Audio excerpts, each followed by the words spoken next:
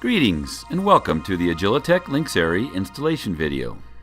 In this video, we'll walk through the steps to download and install the Lynxari IoT platform software.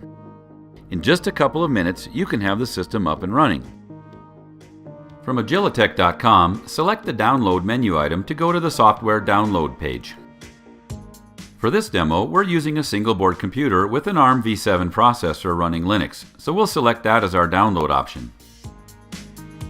On the package download page, there's a standard license agreement with export clauses to which we ask your agreement, and then input your address. The only reason we ask for an email address is so that we know the software is being sent to a verified destination. We promise not to use your email address for any other purpose or release it to any other organization. Within a minute or so, you should receive this email from Agilatech. Now you can certainly just click on that link, which will go through your default browser and save the file in the Downloads folder. Since we are going to install this on a separate system, we'll just copy the link for now. Now we're in a command line terminal and logged into the single board computer. Here's its details. We'll use wget to download the file using the link we copied.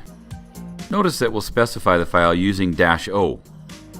If we didn't do that, the file would be saved as index.html, which would just mean you'd need to rename it after it came in. Now untar the package using the built-in tar program.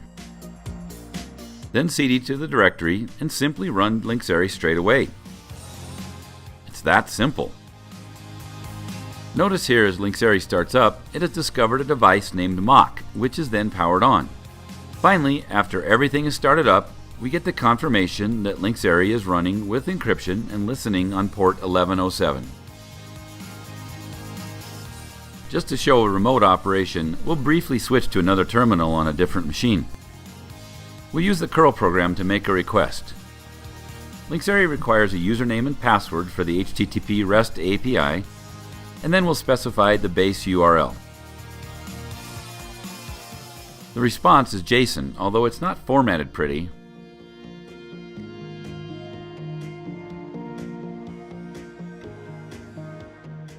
It gives some basic info on the root, and one of the attributes is the server href, which we can then use to query this server.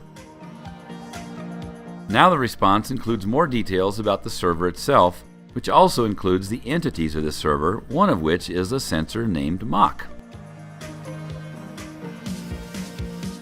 It even shows Mock's current value here. Running that request again shows that Mock's value has changed. Now, the device Mock has its own href, and we can use that to get more detailed information about the device.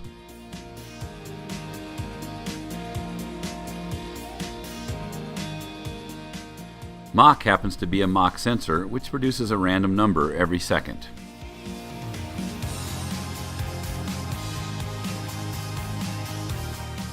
Now back to the term where Lynxari is running, we'll just kill the program with Ctrl-C.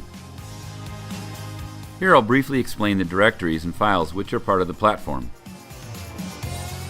All the configuration files are simply JSON files. The main platform config file is a configuration.json. Apps are configured in the applist.json file. Devices are configured by the devlist.json file, and peers are configured by the peerlist.json file. Package.json contains the metadata and project dependencies.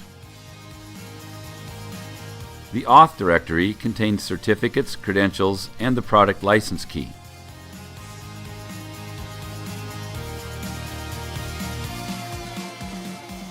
The bin directory holds Lynxari executables for the supported Node.js versions. Docs are in documentation.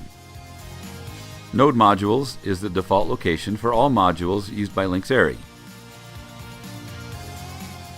Toolbox contains some sample config files, tools for creating TLS certificates, and templates for creating device drivers. WebConfig contains a web-based tool to read and write Lynxari configuration files. All the other files are explained by other documentation and videos, but I'll quickly go over the configuration.json contents. Name is how other programs will see and refer to this installation of Lynxari. Host is an optional entry which details how hostname is specified. Port is the main Unix port number on which the platform listens and responds. Update indicates whether program updates are automatic or manual. Certificates is an object which gives the locations of TLS certificate files for the private key, public key, and the signing authority certificate chain. So there you go. This was a quick overview of the Lynxari IoT platform and how easy it is to get a copy and have it up and running in minutes. We'll dive into the technical details in other videos, but also please visit agilatech.com to read more about the features and benefits of Lynxari. Thank you.